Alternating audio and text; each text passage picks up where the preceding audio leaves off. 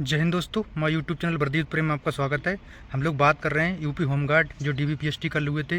पहला दिन था, तो डीबीपीएसटी को लेकर बहुत सारे लोगों को सवाल है और हम एक एक पॉइंट पे बात करेंगे, बिल्कुल पॉइंट टू पॉइंट। जैसे कहाँ कितने फेल हुए, हाइट में कितने बाहर हुए, और जो हमारे पास जिला वो डाटा आया जो वो लगभग 35 जिलों का है। और वजन में कितनी जो लड़कियों का हुआ था, तो लड़कियों का वजन होता है, वजन में कितनी लड़कियां बाहर हुई, और डॉक्यूमेंट्स में कौन कौन किस में दिक्कत आ रही, किसको प्रोविजनल मिल रहा है। और जिस तरह से जो जाति वाला प्रॉब्लम आ रहा है, मैंने पहले भी वीडियो बनाया था, तो उस पर भी हम लोग बात करेंगे। और 35 जिलों का है, बताएंगे कहाँ कितने फेल हुए, कहाँ कितने पास हुए, सारी की सारी एक एक पॉइंट की बात करेंगे। और जो आपके कम से कम 21 पॉइंट जो मैंने लिखे, 21 पॉइंट है आपके, जो आपका डाउट है आपके वीडियो से। देखो, वीडियो बनाने का मकसद ये थे, वीडियो तो मैं कल भी ले आता, लोग 4 बजे भी ले आए थे, 5 बजे भी ले आए थे, पर तब तक डाटा नहीं मिल पाया था, कोई फ़ायदा नहीं था वीडियो बनाने का। और जब आपका डाउट ही क्लियर ना हो तो उसका कोई फ़ायदा है भी नहीं।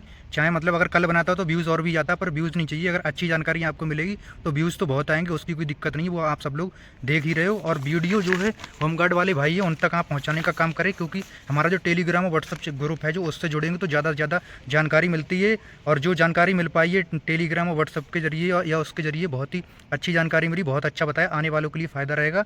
दिक्कत उसको होगी, इस चीज़ की कीमत वो समझ सकता है जो ईडब्ल्यूएस और ओबीसी वाले जनरल में फिट होकर आ रहे हैं, वो समझ सकते हैं, या जो प्रोविजनल पास हो रहे हैं वो समझ सकते हैं, या जिनका और भी कोई पॉइंट है, मतलब थोड़े बहुत हाइट में या थोड़ा बहुत वजन में बाहर आ रहे हैं हो रहे हैं, वो समझ सकते हैं इस वीडियो का कीमत। बाकी की वीडियो हो सकता है थोड़ा लंबा हो, हम लोग एक एक करके पॉइंट बात कर लेते हैं। सबसे पहले हम बात करते हैं कि जो आपका प्रोसेस है वो क्या हो रहा है। देखो, सबसे पहले तो आपका 9 बजे बुलावा है, तो उसमें 15-20 मिनट आधा घंटा लेट हो जाओगे आप, कोई दिक्कत वाली बात उसमें है नहीं। अंदर जाने की बहुत ही शॉर्ट में बात करूँगा मैं, तेज़ से, क्योंकि कंटेंट बहुत ज़्यादा है, पूरा A4 साइज पूरा भरा पड़ा, लेकिन फिर भी कोशिश करूँगा कम से कम समय में आपको बेस्ट जानकारी मिल पाए। तो सबसे पहले आप 9 बजे जाने के बाद अंदर हो जाओगे। अंदर जाते ही आपका क्या बैग मोबाइल में रख के जमा हो जाएगा, आपको बोल दिया जाएगा जो आपके ज़रूरी डॉक्यूमेंट्स वगैरह हैं, फाइल वगैरह, एक ब्लू पेन आप जो है उसमें से निकाल लो, वो आप लेके अलग जाके आपका बैच बना दिया जाएगा। कहीं 10-10 का बन रहा है, कहीं 5-5 का बन रहा है, तो 10-10 करके आपको अंदर ले जाया जाता है। बाकी कैंडिडेट 50 लड़कियों का बुलावा है एक सेंटर पर, तो बाकी 10-10 करके जा रहे हैं अंदर, तो 10 का हो जाता है, फिर अगला 10 जाता है, फिर अगला 10 जाता है। इस तरह से बैच वहाँ पर बन रहा है। और कहीं कहीं क्या हो रहा है, छोड़ दे रहे हैं, और ज़्यादातर तो वही है कि सबको एक साथ छोड़ा जा रहा है। वहाँ पर सबका हो जाएगा, चाहे 4 बजे तक हो जाए, चाहे 5 बजे तक हो जाए। कल एक सेंटर का 3 बजे तक हो गया था शामली का, कहीं का 4 बजे तक, कहीं का 5 बजे, मतलब इस तरह से 4-5 बजे तक आप फाइनल हो जाओगे, और सबको एक साथ छोड़ा जा रहा है वहाँ से। बाकी हो गई ये वाली बात, बाकी डॉक्यूमेंट्स का सब कुछ बता दिया गया। और हम जो 21 पॉइंट है पहले इन पर चर्चा कर लेते हैं, फिर इसके बाद में हम लोग डाटा बात करेंगे, कहाँ कितने फेल हुए, कहाँ पास हुए, सब कुछ बनाया हुआ है। सबसे ज़्यादा पॉइंट जो चल रहा है, करेक्टर सर्टिफिकेट चाहिए, तो करेक्टर सर्टिफिकेट नहीं चाहिए। फिर है सेट कितना बन रहा है, सेट 1 बन रहा है फोटो कॉपी का, मतलब एक एक सबका फोटो कॉपी ले जाओ। और कोई एफिडेविट ले जाता है तो उसका क्या ओरिजिनल जमा हो जाएगा, उसकी फोटो कॉपी अपने पास रख लेना। तीसरा पॉइंट है गलती वालों का एफिडेविट। गलती वालों का एफिडेविट चल रहा है, जैसे आपका रोल नंबर गलत भर गया, या आपका पासिंग ईयर गलत भर गया, या कोई और भी जैसे जाति निवास का नंबर वहाँ पर गलत पड़ गया, तो एफिडेविट है तो वहाँ पे मॉडिफाई हो जाएगा, ऑनलाइन वाले वहाँ बंदे हैं। फिर जाति निवास ईडब्ल्यूएस एससी एसटी का कितना पुराना। सबसे ज़्यादा जो फंडा फंस रहा है ओबीसी में फंस रहा है, मैं पहले भी बोला था, ओबीसी में बहुत ज़्यादा फंडा फंसता है। क्यों फंसता है इसमें, क्योंकि जो फीमेल होती हैं उनके लिए क्या रहता है, पिता पक्ष का होना चाहिए जाति, और जिधर मतलब जो है जहाँ पर शादी हुई वहाँ का चाहिए निवास, और इस तरह से चीज़ें चलती। तो और दूसरा जाति में क्या है, यहाँ पे जो दिया गया 1 अप्रैल 2025 से लेके 30 दिसंबर 2025 तक का जो है वो है, तो सही है। और नहीं है तो फिर जनरल में आपको डाला जा रहा है। अगर किसी का गलती से भर गया है वहाँ पे, कुछ बंदे ऐसे थे जैसे जिनका था कि मेरे पास था मैं भर नहीं पाया, तो आप एफिडेविट ले जाना, तब तो आपका हो सकता है, लेकिन होना वही चाहिए 1 अप्रैल से 30 दिसंबर तक का आपका होना चाहिए ओबीसी का। और जो ईडब्ल्यूएस वाले इंग्लिश हिंदी फॉर्मेट का जो है सबसे ज़्यादा इशू चल रहा है, तो उसमें क्या आपका लिखा होना चाहिए गवर्नमेंट ऑफ उत्तर प्रदेश, इस तरह से लिखा हुआ होना चाहिए। और हिंदी में है तो फिर है ही यूपी का, कोई दिक्कत नहीं है। इंग्लिश में तो उस पर गवर्नमेंट ऑफ उत्तर प्रदेश लिखा है तो ठीक है। बाकी एससी वालों का क्या है, एससी वालों का ये है कि यहाँ पे जो आपका नोटिफिकेशन का लास्ट डेट था 30 दिसंबर से अगर पहले का एससी का सर्टिफिकेट है तो चल जाएगा। एसटी का भी वही है, 30 दिसंबर से अगर पहले का है एसटी का तो आपका चल जाएगा। बार बार ये चीज़ें मत पूछो, एक बार वीडियो सही से देख लो, फिर बार बार पूछने की ज़रूरत नहीं पड़नी चाहिए। लेकिन फिर भी लोग बार बार कमेंट करते रहते हैं, वही चीज़ें बता देता हूँ, पूरा वीडियो ध्यान से देखते नहीं। फिर है Hindi English format. Hindi English format के बारे में बात कर दी, अगर हिंदी फॉर्मेट है तो ठीक ही है, इंग्लिश फॉर्मेट है तो गवर्नमेंट ऑफ उत्तर प्रदेश लिखा हुआ होना चाहिए वहाँ पे। फिर है निवास 3 साल पुराना है तो क्या करें। देखो, निवास ना 3 साल पुराना हो चाहे 4 साल पुराना हो, कोई दिक्कत नहीं। कुछ लोग बोल रहे हैं कि जनरल में डाल दे रहे हैं, भाई निवास वहाँ पे डेट मेंशन नहीं, तो आपका पुराना है तो चल जाएगा, निवास का इतना प्रॉब्लम नहीं है। आधार में कोई गलती है तो क्या करें। आधार में गलती है तो ये है कि आपका डेट ऑफ बर्थ नाम आपका सही है तो कोई दिक्कत नहीं। आधार का आपका खाली आईडी देखा जा रहा है, वेरिफिकेशन नहीं हो रहा है। आधार आपका आईडी के लिए है, ना कि वेरिफिकेशन के लिए। वेरिफिकेशन के लिए होता होता है मूल निवास। तो आपको आधार कार्ड में कोई टेंशन नहीं लेनी, एड्रेस गलत, पिन कोड गलत, थाना गलत, जिला गलत, कोई दिक्कत नहीं। बहुत सारे कमेंट आधार को लेकर दुनिया भर के कमेंट है, तो आधार में आपको इतना दिक्कत नहीं लेना है, ठीक है। फिर है कि सेकंड लिस्ट आएगी क्या? सेकंड लिस्ट भाई नहीं आएगी, कितने भी मतलब इतने थोड़े ही नहीं फेल हो जा रहे हैं कि सेकंड लिस्ट आएगी। और है कि शादीशुदा हो चुकी प्रमाण पत्र किधर का चाहिए? जो ओबीसी कैटेगरी शादीशुदा हो रखी है, ओबीसी हो चाहे ईडब्ल्यूएस हो, उनके लिए वहीं का चाहिए। ईडब्ल्यूएस का नहीं पता, लेकिन ओबीसी का क्या है कि उधर का चाहिए, जिधर आपका पिता पक्ष है उधर का आपको जाति प्रमाण पत्र चाहिए, उधर का ही लेके जाना है। एक को प्रोविजनल भी मिला है डॉक्यूमेंट्स के चक्कर में। उनका क्या था कि जाति प्रमाण पत्र जो था वो पति पक्ष का था, पति पक्ष का वहाँ नहीं लिया गया है, प्रोविजनल दिया गया है। अब उनको बोला गया है कि वो उनका पेश करें, पिता पक्ष का साइड का पेश करें, तो प्रोविजनल पास किया गया, अगली डेट उनको मिल गई। डॉक्यूमेंट्स में गलती है तो क्या तुरंत बाहर कर रहे हैं या प्रोविजनल फिट कर रहे हैं? देखो डॉक्यूमेंट्स में अगर गलती है तो डायरेक्ट फेल नहीं करते, प्रोविजनल फिट किया जाता है आपको। प्रोविजनल का मतलब होता है दोबारा से आपका दोबारा डॉक्यूमेंट वेरिफिकेशन आपका फिर होगा। आपका कोई ऐसा डॉक्यूमेंट्स है जो कम रह गया है या किसी में दिक्कत है तो वो आपको प्रूव करना पड़ेगा वहाँ पे। तुरंत फेल वही होगा जिसके पास मूल निवास वगैरह नहीं होगा, मूल निवास नहीं होगा या डॉक्यूमेंट्स नहीं होंगे, तभी पूरी तरह से अनफिट होगा। बाकी की प्रोविजनल फिट किया जाता है, तो आप वहाँ पर दोबारा से डॉक्यूमेंट दिखा के वो फिर पास हो जाओगे, कोई दिक्कत नहीं। जाति सेंट्रल का है तो क्या करें? देखो ओबीसी कैटेगरी वाले सेंट्रल का जाति बिल्कुल यहाँ पे नहीं चलेगा। आपके पास सेंट्रल का अगर लगा रखा है, अगर आपके पास स्टेट का है तो वहाँ पे ले जा सकते हो, एफिडेविट बनवा के। वहाँ पे बोर्ड डिपेंड करता है आपका मॉडिफाई कराते क्या कराते हैं, पर स्टेट की वैकेंसी तो स्टेट का चाहिए, क्योंकि कुछ जातियाँ ऐसी होती हैं जो सेंट्रल में आती हैं जनरल में, जैसे जाट वगैरह हो गए, ये सब क्या है जाट हो गए तो ये ओबीसी में आते हैं स्टेट में, और सेंट्रल में आते हैं जनरल में। तो इस तरह से यूपी का क्या सीन है कि स्टेट वाली स्टेट में चलती, सेंट्रल वाली सेंट्रल में चलती, तो जाति आपकी सेंट्रल बिल्कुल नहीं चलेगी, इसमें कोई शक मत रखना। बहुत सारे कमेंट थे। ईडब्ल्यूएस का इनकम भी मांग रहे हैं क्या? देखो इनकम सर्टिफिकेट नहीं चाहिए, यहाँ पर ईडब्ल्यूएस चाहिए, उसी में आपका सब कुछ लिखा रहता है, कितना इनकम क्या है वो ईडब्ल्यूएस इकोनॉमिक व्हीकल सेक्शन, वो उसमें खुद ही सब कुछ फॉर्मेट बना हुआ है पूरा, डिक्लेरेशन वगैरह वही जाना है आपका। इसके पास में आपको आय प्रमाण पत्र ले जाने की जरूरत नहीं है। बाकी अगर किसी को शक है तो साथ में ले जा सकता है, बाकी उसमें सब मेंशन है।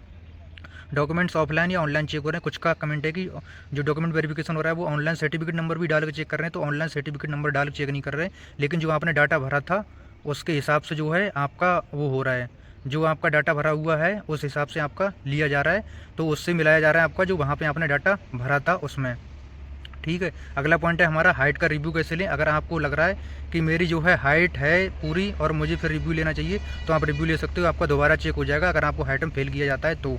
पर आपको कॉन्फिडेंस होना चाहिए कि हाँ मेरी पूरी है, और नहीं पूरी है तो फिर जो है आपका जिस तरह से है एकदम बढ़िया हाइट नापा जा रहा है, कोई दिक्कत नहीं। फिर है डिजिटल मीटर है या तो कहीं पर क्या है ऑफलाइन वाला मीटर है जो होता है मैनुअल मीटर वो वाला है। फिर बात करें कि जो है वजन, फिर हम लोग बात करें वजन में क्या है कि तुरंत बाहर कर रहे हैं। देखो वजन में क्या थोड़ा बहुत 19-20 होता है तो वहाँ पे पानी उनी पिला के हो जाता है पूरा, बाकी की ज़्यादा है तो दिक्कत हो सकती है। बाकी का वजन के बारे में सेंटर पर डिपेंड करता है कि आपका बोर्ड कैसा है क्या है वहाँ पे, तो वहीं डिपेंड। पता नहीं किस हिसाब से बुला रहे हैं, नंबर के हिसाब से कोई नहीं बुलाया जा रहा है, मतलब अल्टरनेटली नंबर होता है, ये कोई पता नहीं कर पाता है कि किस हिसाब से बुलाया जा रहा है। फिर है डीएल है, स्कॉट गार्ड है, एनसीसी है। ओरिजिनल नहीं है तो क्या करें? ओरिजिनल नहीं दिखा पाओगे वहाँ तो आपका वहाँ पे माइनस कर दिया जाएगा, जो नंबर आपका बड़ा है आपको ओरिजिनल लेके जाना ये सब सर्टिफिकेट। बाकी इनकम सर्टिफिकेट बता दिया, कोई ज़रूरत नहीं है। रनिंग साथ हो रही, रनिंग बिल्कुल साथ नहीं हो रही भाई, ये तो आपको पता होना चाहिए, नॉर्मल चीज़ है, लेकिन फिर भी लोगों का सवाल था। और एक बंदे का सवाल था कि फ़ोटो कैसे ले जाएं? फ़ोटो जैसे भी ले जाओ वहाँ पे, यहाँ से बनवा के कोई दिक्कत नहीं, लैब की ज़रूरी नहीं, जहाँ से भी ले जाओ 4-5 फ़ोटो आप ले जाना, वहाँ पर 2 फ़ोटो लग रहे हैं।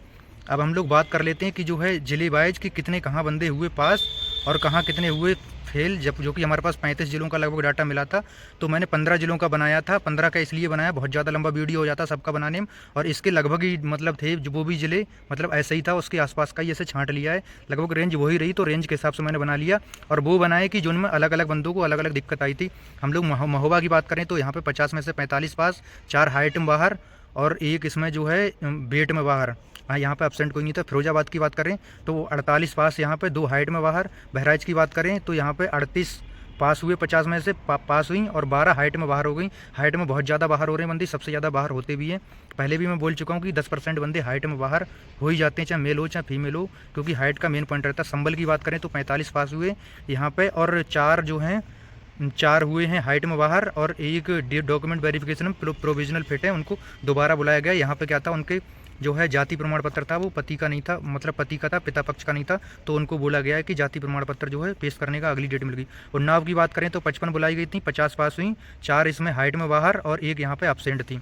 फिर अगला जिला हमारा सीतापुर की बात करें जो सबसे ज़्यादा पास हुआ यहाँ पे 49 पास हुई, एक हाइटम बाहर। शामली की बात करें तो 50 बुलाया गया था और जो है पास 47 और 2 हाइट में बाहर और 1 अपसेंट। हाइट में ही ज़्यादातर बंदे बाहर हो रहे हैं। चित्रकूट की बात करें तो चित्रकूट में 50 बुलावा था, 48 पास और 2 हाइट में बाहर।